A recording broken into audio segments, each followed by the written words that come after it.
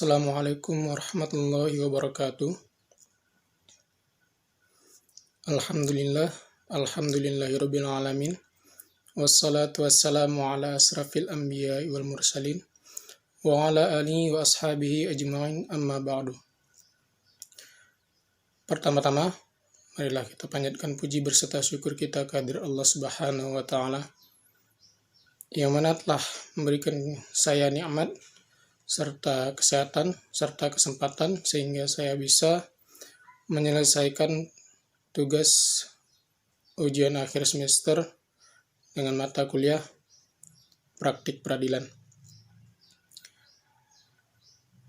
Selalu bertangan salam, tak lupa pula kita hadiahkan ke pangkuan alam Nabi besar Nabi Muhammad Sallallahu Alaihi Wasallam. Semoga kita mendapat syafaatnya di yaumil kelak. Amin amin ya rabbal alamin. Yang saya hormati Bapak Andi sebagai dosen pembimbing. Selanjutnya dalam kesempatan kali ini saya ingin menjelaskan mekanisme dan tata urutan pada proses peradilan perdata. Baik, langsung saja. Yang pertama, sidang dinyatakan dibuka dan terbuka untuk umum. Jadi, hakim akan memimpin jalannya persidangan. Kemudian, para pihak, baik penggugat dan tergugat, diperintahkan memasuki ruang sidang. Jadi, jika penggugat ataupun tergugat berhadir, maka para pihak tergugat dan penggugat dipersilakan masuk ke ruang sidang. Jika para pihak ada salah satu pihak yang tidak hadir, maka dapat diwakilkan oleh kuasa hukum. Selanjutnya yaitu ada kemudian para pihak diperiksa identitasnya. Apabila diwakilkan oleh kuasa hukum, maka akan diperiksa surat kuasa dari surat kuasa hukum tersebut.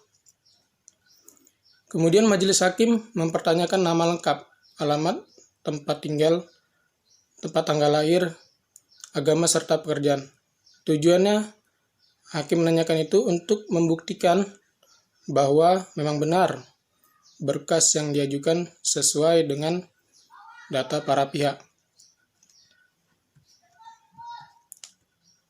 Selanjutnya, apabila kedua belah pihak lengkap, maka diberi kesempatan untuk menyelesaikan dengan perkara secara damai, atau yang sering kita kenal sebagai mediasi. Jadi hakim akan memberikan hak kepada penggugat dan tergugat untuk menyelesaikan sengketa secara damai. Dan disediakan pula mediator dari peradilan tersebut. Selanjutnya hakim menawarkan apakah akan menggunakan mediator dari peradilan negeri atau dari luar. Nah, apabila tidak tercapai kesepakatan damai, maka sidang dilanjutkan dengan pembacaan surat gugat oleh penggugat kuasanya. Kita mengenal adanya surat gugatan dan surat dakwaan pada sistem peradilan. Jadi, dalam hal ini, surat gugatan itu dibuat oleh pihak yang merasa dirugikan, dan surat gugatan hanya berlaku pada peradilan perdata. Sedangkan surat dakwaan itu dibuat oleh jaksa penuntut umum dalam ranah peradilan pidana. Nah, apabila peradilan perdamaian berhasil, maka dibacakan dalam persidangan dalam bentuk akta perdamaian bertitel Demi Keadilan Berdasarkan Ketuhanan Yang Maha Esa. Maka persidangan akan diselesaikan.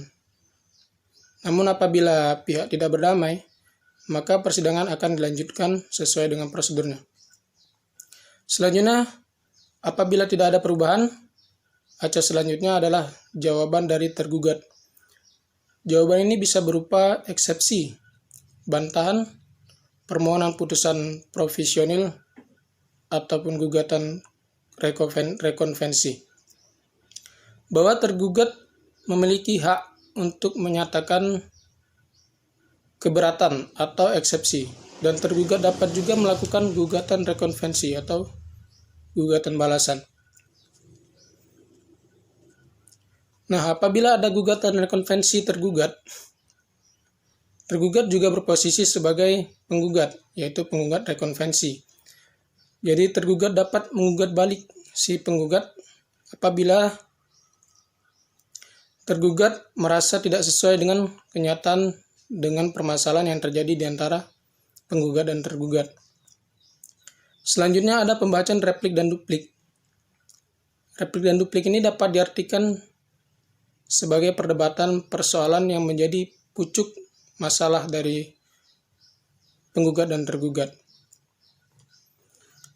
Selanjutnya, pada saat surat menyurat, ada kemungkinan adanya gugatan intervensi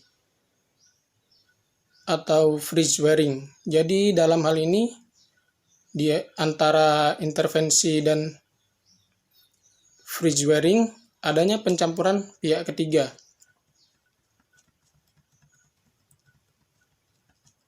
Perlu kita ketahui bahwa intervensi adalah ikut sertanya pihak ketiga dalam satu perkara yang berlangsung. Apabila ia merasa terganggu,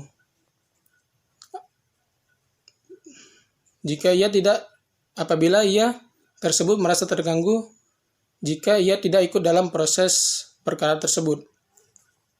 Bahwa pencampuran pihak ketiga atas kemauan sendiri yang ikut dalam proses di mana pihak ketiga ini tidak memihak baik pada pihak penggugat dan tergugat, melainkan ia hanya memperjuangkan kepentingannya sendiri.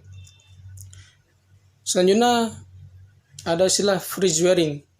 Free swearing ini adalah ikut sertanya pihak ketiga dalam proses yang dimintai oleh salah satu pihak. Jadi yang membedakan antara intervensi dan free swearing ini ialah bahwa adalah intervensi ini atas dasar kemauannya sendiri pihak ketiga tersebut. Sedangkan free swearing keikutsertaannya dalam berperkara atas dasar permintaan dari penggugat ataupun tergugat. Selanjutnya, sebelum pembuktian ada kemungkinan muncul putusan sela. Jadi setelah pembacaan replik dan duplik dan juga adanya intervensi, kemudian dilanjutkan putusan sela oleh hakim untuk menjawab dari perdebatan tersebut. Putusan sela ini adalah putusan yang dijatuhkan sebelum putusan akhir, yang diadakan dengan tujuan untuk memungkinkan akan mempermudah kelanjutan pemeriksaan perkara. Selanjutnya ada pembuktian. Pembuktian ini adalah proses pembuktian untuk meyakinkan hakim tentang kebenaran dalil yang dikemukakan oleh para pihak dalam suatu persengketaan di muka peradilan, di muka persidangan. Kemudian selanjutnya dimulai dari penggugat berupa surat bukti dan saksi, dan selanjutnya dilanjutkan oleh pihak tergugat berupa bukti dan saksi. Apabila menyangkut persoalan tanah,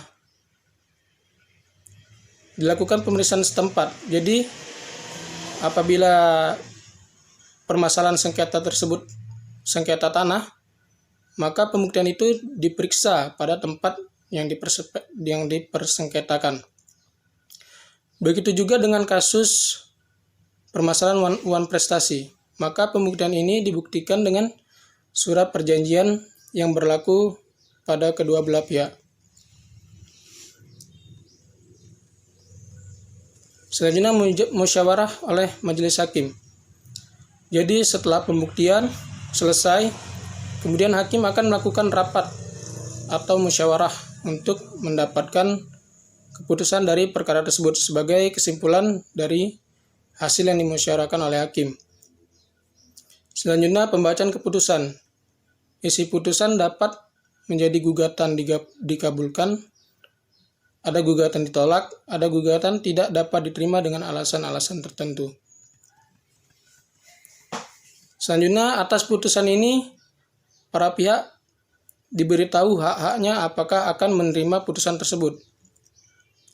Apakah juga ingin mengajukan banding. Hakim akan memberikan waktu senggang selama 2 minggu. Nah, dalam hal jika ada pihak yang tidak hadir, maka diberitahu terlebih dahulu dalam waktu 14 hari setelah pemberitahuan diberi hak untuk menentukan sikap. Apabila dalam 14 hari, baik penggugat dan tergugat tidak menentukan sikap, maka dianggap telah menerima putusan tersebut. Mungkin hanya sekian yang dapat saya sampaikan. Wabillahi taufiq wal hidayah. Wassalamualaikum warahmatullahi wabarakatuh.